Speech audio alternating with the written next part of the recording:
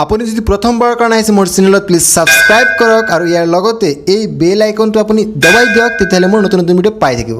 Hi guys, বহুত গুৰুত্বপূৰ্ণ এটা কথা লৈ আহিছে আজি।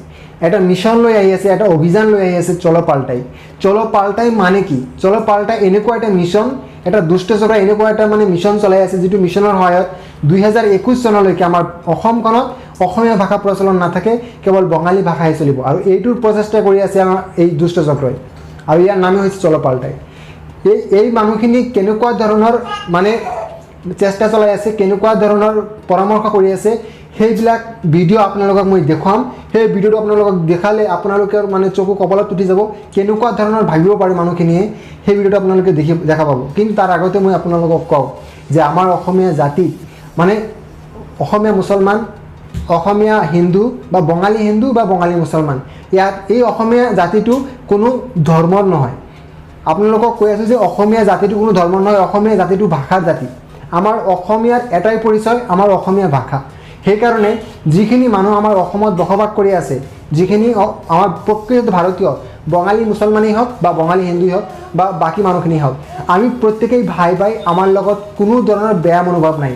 সেইকাৰণে আমি কোনো এইবিলাকৰ এই দুষ্ট চক্ৰৰ কথাত আমি আহিব নালাগে, সেইটো মোৰ ফালৰ পৰা আপোনালোকক আহ্বান জনালোঁ। কিন্তু আপোনালোকে চাওক এই মানুহখিনি কেনেকুৱা ধৰণৰ এটা ষড়যন্ত্ৰ কৰি আছে আমাৰ অসমত 2021 চনলৈকে বঙালী ভাষা প্রচলন কৰিবলৈ। চাওক আপোনালোকে ভিডিওটো। দিল্লির বাঙালি আপনাদের সামনে চন্দন চ্যাটার্জি বসে আছে, কলকাতার বাঙালি আপনাদের সামনে গার্গ চ্যাটার্জি বসে আছে, আসাম থেকে আপনার সামনে একজনকে দেখিয়ে দিচ্ছি, ওনার নাম বলার দরকার নেই, শান্তনু মুখার্জি। সেই সাথে আমাদের সাথে আরো অন্যান্য ভাইরা আমরা সকলে আছি। অমৃতলাল দাস, হ্যাঁ আমি অমৃতলাল দাস, মন্তোষ মন্ডল, নিখিল দাস। তো শুরুতে আমি বলতে চাই, আজকে আমরা চলো পাল্টাই, একটা আমাদের স্লোগান চলছে চলো পাল্টাই আসামে, এবং এই যে চলো পাল্টাই এর যে আমাদের যে বক্তব্য, সেই বক্তব্যটা একটা ভাইরাস হয়েছে আসাম। এটার কারণটা কি আর চলো পাল্টাইটা কি সেটা বুঝতে হবে, সেটা পরিষ্কার। সবাই শেয়ার করুন, পাঠিয়ে একদম। চলো পাল্টাই হচ্ছে এমন একটা আন্দোলন যারা আজকের থেকে বছর, 2 বছর, 10 বছর, 100 বছর আগে নিজেদের মাতৃভাষা চেঞ্জ করেছিল আসামে, সে মাতৃভাষা চেঞ্জ করে সে যদি অসমীয়া লিখে থাকে, হিন্দি লিখে থাকে বা যেই লিখে থাকে, আগামী 2021-এ এটা একটা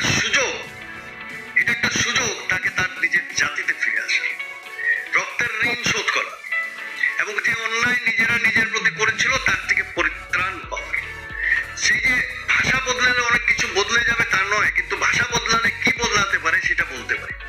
ভাষা বদলালে নিজের জাতিতে ফিরে আসা। যে ভাষা, যে মায়ের ভাষা, সে আপনি হিন্দু হলেও আপনার মায়ের ভাষা হিন্দু বাংলা, যে মুসলিম তার মায়ের ভাষা যদি বাংলা হয়, আমরা এক মায়ের সন্তান। আমার 2 মা, সে হিন্দু, মুসলমান, বৌদ্ধ, খ্রিস্টান, 4 মা। আরো কোনো ধর্ম হতে পারে, নাস্তিক হতে পারে, কিন্তু সব মায়ের ভাষা যদি বাংলা হয়, এই সব মা আমার আর আপনার মা। তো তাই সেই মায়ের ভাষাকে আমরা অগ্রাহ্য করে অন্য ভাষায় চলে যাওয়ার মানেই হচ্ছে আমরা নিজেদের অস্তিত্বকে অস্বীকার করি। অস্তিত্বকে অস্বীকার করলে আপনি তো ডিভেটরের নাম আসবেই, তাহলে ডিটেনশন ক্যাম্পে আপনি যাবেন, আপনার নামে ফরেনার্স ট্রাইব্যুনাল থেকে নোটিশ আসবে, আপনাকে বিদেশি ঘোষণা করা হবে, আপনি নিজেকে অস্বীকার করেছেন। তাহলে ভয় পাচ্ছেন কেন? তাহলে সমস্যা ভেবে এটাকে নিয়ে ঘাবড়াচ্ছেন কেন? কিন্তু আমরা যেটা মনে করি, এটা চলো পাল্টাই ফিরে আসার সময়, এবং আমরা ফিরে আসবো। আমরা যারা যাইনি, আমরা সবাইকে বলছি ফিরে আসুন, আপনিও ফিরে আসুন। এই পাল্টাই দিয়ে আমরা শুরু করব, এবং যে অন্যায় অত্যাচার হচ্ছে তার বিরুদ্ধে এইটাই চলো পাল্টাই হচ্ছে আন্দোলন। গার্গকে বলবো, গার্গ কিছু বলো। কিছু ব্যাকগ্রাউন্ড দেওয়া দরকার।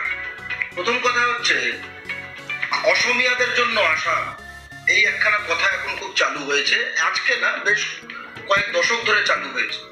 আমাদের তার জন্য বোঝা দরকার যে আসাম প্রদেশ বা আসাম রাজ্য বলে যে জিনিসটা আছে, এটা তৈরি হলো কি করে, উদ্ভব কোথায়, কার পেটে জন্ম? এটা ব্রিটিশদের হাতে জন্ম, কারোর পেটে জন্ম না, একদম ব্রিটিশদের হাতে জন্ম। কিভাবে জন্ম? ইয়ান্দাবুর ট্রিটি হয়েছিল। ইয়ান্দাবুর ট্রিটি হয়েছিল তাই অহোম রাজাদের যে এলাকা সেইটা, কিন্তু সেইটা আসাম না, এটা বোঝা দরকার সকলের। এটা প্রথম বোঝা দরকার। আসাম রাজ্য শুধু অসমিয়াদের রাজ্য না। আসাম রাজ্য শুধু অসমিয়াদের রাজ্য তা শুধু না, আসাম রাজ্য যদি অসমিয়াদের হয় তার থেকেও বেশি বাঙালিদের রাজ্য, তার কারণ বাঙালির সংখ্যা আসামে অসমিয়াদের থেকে বেশি। এই মহাসত্য গত 70 বছর ধরে মাটিতে কবর দেওয়া হয়েছে, কিন্তু বাঙালি জাতি এমন রক্তবীজের জাতি, মাটিতে কবর দিলেও আজকে পুড়ে পুড়ে উঠে তারা কি বলছে যে আমি বাঙালি। এর একটা ইতিহাস আছে। আপনি জানবেন যে আজকে যেটাকে Goalpara district, greater Goalpara, undivided Goalpara district যেটা বলা হয়, সেটা বাংলা থেকে কেটে নিয়ে দেওয়া হয় আসামের সঙ্গে। কেন দেওয়া হয়? আসাম নিজেকে খাওয়াতে পারতো না, রেভিনিউর জন্য, রাজস্বর জন্য দেওয়া হয়, তাদের খাওয়াতে দেওয়া হয়। 1 নম্বর, যে বরাক উপত্যকা, এইটা আসামের অংশ কি করে হলো? এটা তো পূর্ব বাংলার অংশ ছিল, সিলেটের পূর্ব অংশ। আসলে সিলেটের উত্তর পূর্ব অংশ হচ্ছে বরাক, ঠিক আছে? সিলেটের উত্তর পূর্ব অংশ হচ্ছে বরাক। সেইটা 47 সালে রেফারেন্ডামের মাধ্যমে সেই অংশ, এবং কাছাকাছি ভারতের কোন রাজ্য আছে? আসাম, তাই আসামের সাথে যোগ দেওয়া হলো। গোয়ালপাড়ার সঙ্গে আসামের সঙ্গে আদতে, গোয়ালপাড়ার সঙ্গে বরাকের সঙ্গে আদতে আসামের কোনো সম্পর্ক নেই। ব্রিটিশ ধাত্রীর মাধ্যমে এই আজকের আসাম রাজ্য তৈরি হয়, কিন্তু তাতে অসুবিধা, একটা সমস্যা তৈরি হয়। এখানে তো বাঙালি সংখ্যা গরিষ্ঠ ছিল। এর জন্য একটা অংশ হিসেবে সেই সময় তথাকথিত আসামের কংগ্রেস নেতৃত্ব 47 সালে যখন রেফারেন্ডাম হয়, তারা রেফারেন্ডাম ফাইটও করেননি। তা না হলে পূর্ণ সিলেট আসামের অংশ হতো। পূর্ণ সিলেট আসামের অংশ হলে আজকের এই দুর্দিনের কথা আমাদের ভাবতেও হতো না। ওটা বাঙালিদের দ্বিতীয় রাজ্যে পরিণত হতো। আজও কিন্তু বাস্তব তাই যে এটা বাঙালিদের দ্বিতীয় রাজ্য। কিন্তু তবু না কেন? তবু কেন নেলি হয়েছে? তবু কেন নগাঁও হয়েছে?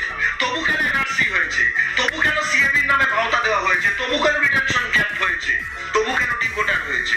তার কারণ হচ্ছে অসমিয়া বিচ্ছিন্নতাবাদীরা, বাঙালি বিদ্বেষী অসমিয়াদের যে অংশ, এবং হিন্দি সাম্রাজ্যবাদ দিল্লি মিলে বাঙালিদের সাঁড়াশি চাপে, ভাবছে 2 দিক দিয়ে সাঁড়াশি দেব, ওরা বাঙালি প্রাণ উচ্চাগত হবে। এই প্রক্রিয়াটা হয়েছে। এই প্রক্রিয়া লম্বা শুরু। আমরা দেখেছি যে 47-এর পরে 51 জনগণনা, বুঝবেন, জনগণনা আমরা বেরোই 51, 61, 71 এরকম ভাবে জনগণনা হয়, কিন্তু আসলে গণনাটা হয় কিন্তু তার আগের 2 বছর। সেই সময় আসামে বাঙালি মুসলমানের উপর বিরাট আক্রমণ এবং রাইট করা গোয়ালপাড়া জেলায়, অবিভক্ত গোয়ালপাড়া জেলায়। ভয় পাইয়ে তাদের অসমিয়া লেখা হয় যে ভাই এটা অসমিয়াদের এলাকা হয়ে গেছে, থাকতে হলে বাঁচতে হলে অসমিয়া মাতৃভাষা লেখ করে একের পর এক জেনারেশন তাদের স্কুল থেকে বাংলা হওয়া, তাদের পাবলিকে বাংলা বলা হওয়া, সবকিছু করে এক ধরনের অসমিয়া নামের একখানে মানে কিম্বুত কিমাটকার জিনিস সেইটা বানিয়ে দেওয়া হয়েছে।